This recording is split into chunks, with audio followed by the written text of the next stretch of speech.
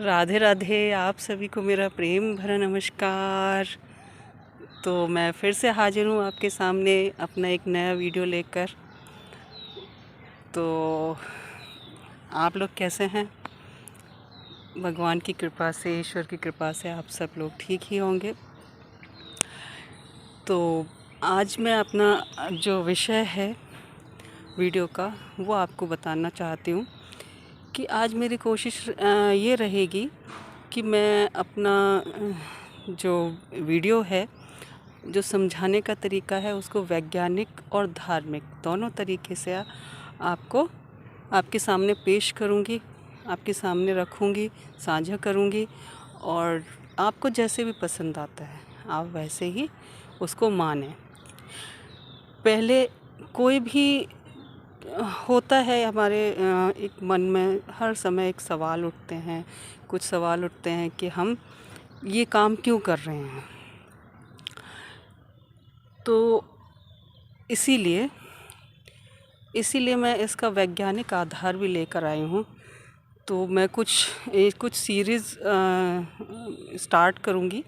अभी तो अब मैं ये सावन मास का महीने का ही लेके आई हूँ, और नेक्स्ट वीडियो में मैं इसका और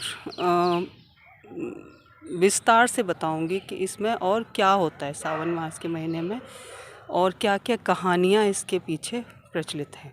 तो आइए शुरू करते हैं। ओम नमः शिवाय। श्रावण मास में चारों तरफ हरियाली ही हरियाली देखने को मिलती है। रिमझिम बारिश की बूंदें, कभी मूसलाधार बारिश होती है, कभी रिमझिम धीरे धीरे बारिश होती है, और चारों तरफ दिव्यता देखने को मिलती है। ऐसा लगता है भोलेनाथ इस धरा पर नीचे उतर आए हैं, या फिर उनको खुश करने के लिए चारों दिशाएं कोशिश कर रही हैं, प्रयत्न कर रही हैं, और उनके ऊपर लगातार जल बरसा रही हैं। तो और इतनी ठंडी हवा चलती है, इतनी तन को ही क्या मन को भी छूने लगती है, और मन झूम उठता है सावन के महीने में, बारिश के मौसम में। तो वैसे भी हिंदू पंचांग के अनुसार जो हमारा जो श्रावण का मास है वो बहुत ही पवित्र माना गया है।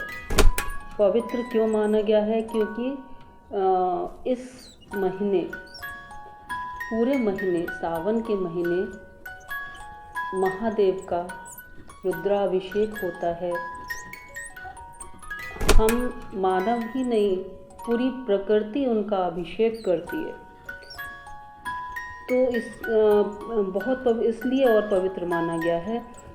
तो एक मन में सबके ये सवाल उठता है कि इस मास में ऐसा क्या है कि मतलब इतना रुद्राभिषेक क्यों होता है, इतने रिस्ट्रिक्शंस क्यों हैं, कि बहुत सारी चीज़ें निषेध होती हैं इस मास में। जैसे कि दूध का सेवन कम होता है, दही का सेवन कम होता है, और आपका ये मांस मदिरा नहीं खाते, हरी पत्ती वाली सब्जियां भी नहीं खाते। तो इसके पीछे क्या कारण है, क्यों नहीं खाते, क्यों निषेध है? तो सनातन धर्म में वैसे तो सारी जितनी भी रीति रिवाज हैं, नित्य कर्म हैं, वो सारे हमारे वैज्ञानिक आधार पर हैं। और जो भी पाठ पूजा हम करते हैं उसके सबके पीछे बहुत बड़ा विज्ञान छुपा हुआ है, पर हम कभी कभी अंधविश्वास समझकर उसको टाल देते हैं कि अरे नहीं, ये सब करने से क्या होगा।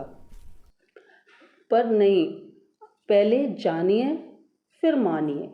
अगर आपको विश्वास नहीं होता है तो आप पहले जानिए और फिर मानिए, क्योंकि जितनी भी हमारे पाठ पूजा है, रीति रिवाज हैं, वो वैदिक काल से चले आ रहे हैं, वेदों के अनुसार हैं सब कुछ। और जो हमारे ऋषि मुनि थे उनको सब ज्ञान था कि कब मतलब जो भी हमें कर्म करने हैं वो किस हिसाब से करने हैं, और कहाँ पर हमें उसकी एनर्जी ईश्वर हमें कैसे मिलेगा। उन्होंने ईश्वर को विज्ञान के रूप में लिया है। पर उस टाइम की जब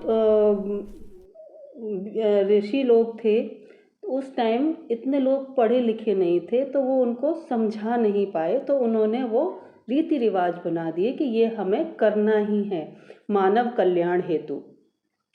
तो आइए जानते हैं कि श्रावण मास में ये सब चीज़ें निषेध क्यों हैं और रुद्राभिषेक करना जरूरी क्यों होता है, क्यों आवश्यक है। तो सबसे पहले हम निषेध वाली चीज़ों को लेते हैं। तो इस मास में बहुत व्रत उपवास भी किए जाते हैं, तो उसके बारे में हम बात करेंगे। पहले जो चीज़ निषेध है उसकी बात करते हैं।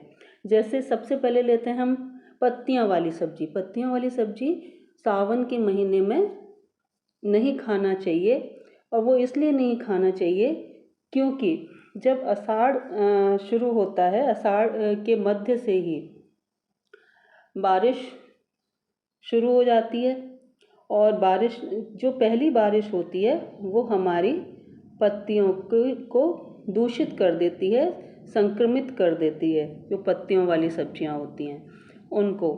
तो इसलिए अगर हम संक्रमित वाले सब्जियां खाएंगे तो हम भी खुद बीमार पड़ जाएंगे, इसलिए पत्तियों वाली सब्जी निषेध है, कीड़े पड़ जाते हैं उसमें। और दूसरा है, हमें दूध और दही का सेवन कम क्यों करना चाहिए। दूध और दही जैसे जो भी जानवर दूध दही देते हैं, जो भी पशु, जैसे गाय हो गई, भैंस हो गई, और आपका ये हो गया बकरी हो गई, तो ये सब जितने भी जो दूध देने वाले पशु हैं वो पत्ती का सेवन ही करते हैं ज़्यादातर। तो जब पत्तियां संक्रमित होंगी तो उनमें भी संक्रमण बढ़ने के चांसेस ज़्यादा होंगे। तो इसलिए अगर हम उस दूध को पिएंगे तो हमें भी संक्रमण हो सकता है, हमें भी बीमारी हो सकती है। इसीलिए इसका निषेध माना गया है। निषेध मतलब कम पीना दूध और दही, कम खाना। और रही बात आपकी मांसाहार की, मांसाहार इसलिए इसके भी 3-4 कारण हैं मांसाहार ना खाने के। तो सबसे पहला कारण ये है कि इस जो चातुर्मास का समय होता है, उस समय हमारी जो पाचन क्रिया है वो कमज़ोर हो जाती है, और कमज़ोर होने के कारण वो मांसाहार पचाने में समर्थ नहीं हो पाती, इसलिए हमें मांसाहार नहीं करना चाहिए। और दूसरा कारण ये है कि जो जल के कारण, जैसे चातुर्मास में बहुत बारिश होती है और जल से संक्रमण बढ़ता है, पानी से संक्रमण ज़्यादा फैलता है। तो जब हम मांसाहार करेंगे तो उस टाइम संक्रमण, जो बीमारी फैलने के चांसेस ज़्यादा रहेंगे। तीसरा कारण ये माना जाता है कि जो ये चातुर्मास में जो पशु पक्षी होते हैं उनका प्रजनन काल होता है, और ये भी माना जाता है कि प्रजनन काल में किसी भी गर्भस्थ पशु या पक्षी की हत्या करना निषेध माना गया है हमारे हिंदू धर्म में। तो इसलिए भी मांसाहार निषेध माना गया है ये चातुर्मास के उसमें। तो बहुत से लोगों के मन में ये सवाल उठता है कि जो हम दूध और दही या जो भी खाने पीने की चीज़ें हैं वो हम थोड़ा सा चढ़ा के शिवलिंग पर चढ़ा के, और बाकी का हम अपने जो गरीब लोग होते हैं उनको दे दें। तो वो तो आपकी श्रद्धा है, आप उनको दे सकते हैं, पर रुद्राभिषेक करना क्यों आवश्यक है? क्यों आवश्यक है कि हम इतना दूध और दही इस मास में हम शिवलिंग पर चढ़ाते हैं? तो इसका एक प्रमुख कारण यह है कि जो वस्तु जो भी हम उस पे शिवलिंग पे चढ़ाते हैं, जैसे दूध हो गया, दही हो गया, शहद हो गया, घी हो गया और आपके बेलपत्र हो गए, जितनी भी चीज़ें हम चढ़ाते हैं वो क्या होती हैं, न्यूक्लियर एनर्जी को सोखने में बहुत सहायता करती हैं। और जो अभी ये महीना चल रहा है, बारिश का मौसम होता है, तब जो न्यूक्लियर की रिएक्टिव है वो रिएक्टिव हो जाती है और उसको शांत करने के लिए उस एनर्जी को हम ये सारी चीज़ें चढ़ाते हैं शिवलिंग पर, रुद्राभिषेक करते हैं। और जहाँ पर जैसे जल की निकासी होती है, जो शिव परिवार होता है, शिवलिंग होती है, उसके चारों तरफ जो जल की निकासी होती है, नाली होती है, तो जहाँ से जल बह के जाता है तो उसको उलांघना भी निषेध है। तो इसीलिए निषेध है क्योंकि वो जल रिएक्टिव हो जाता है, इसलिए हमें वो लांघना नहीं चाहिए। और जो जल बहता हुआ जल नदियों में मिल जाता है तो वो औषधि का रूप ले लेता है। ठीक है। और एक कारण ये भी है कि हम शिवलिंग पे हम जल हमेशा क्यों चलता रहता है और हमेशा हम उसकी हमें रुद्राभिषेक क्यों करना पड़ता है।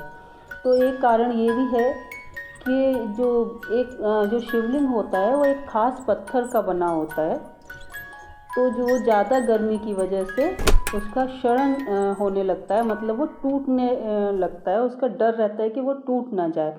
इसलिए हमेशा शिवलिंग पर एक जल की धारा लगाई जाती है और जो भी हम शिवलिंग पे चढ़ाते हैं वो सारी जो शिवलिंग होती है वो उसको सोख लेती है, अपने में समा लेती है और वो जो हमारी वस्तुएं होती हैं वो शिवलिंग का ही रूप ले लेती हैं।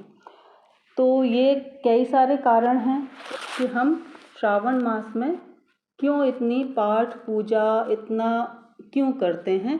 और इतना वैसे भी ये बहुत शुद्ध माना गया है। कहते हैं कि इस मास में, श्रावण मास में, भोले भंडारी अपने पूरे परिवार के साथ हमारी पृथ्वी का भ्रमण करते हैं और हमारे कृष्ण कन्हैया भी सावन मास में आते हैं। तो इसलिए चाहे आप जैसे भी मानिए, धार्मिक दृष्टि से, वैज्ञानिक दृष्टि से, जैसे भी मानना है, पर हमारी जो परंपराएं सदियों से जो चली आ रही हैं उसको इग्नोर ना करें, उसको नकारें नहीं। तो सबसे मेरी यही हाथ जोड़ के प्रार्थना है, क्योंकि जो भी हमारी रीति रिवाज बनाए गए हैं, जो भी पूजा पाठ के तरीके बनाए गए हैं, वो हमारी प्रकृति को बैलेंस बनाने के लिए ही किया गया है और कुछ नहीं है। और आप चाहे जैसे भी माने, तो आप ये मान लीजिए कि भगवान इससे प्रसन्न होते हैं या हमारी प्रकृति का बैलेंस बना रहता है। तो जब प्रकृति खुश रहेगी तो हम भी खुश रहेंगे। तो अगले वीडियो में मैं और कृष्णा का जो कुछ कहानियाँ लेकर आऊँगी। तब तक के लिए मुझे आज्ञा दीजिए। और अगर आपको ये वीडियो पसंद आया हो तो ऑफकोर्स लाइक ज़रूर करना और बेल आइकन भी दबाना, ताकि मैं जो भी वीडियो डालूं आपके पास सबसे पहले आए। और तो मिलते हैं अगले वीडियो में हम कुछ कृष्णा की कहानियाँ लेकर। तब तक के लिए धन्यवाद और वेट कीजिए। बाय।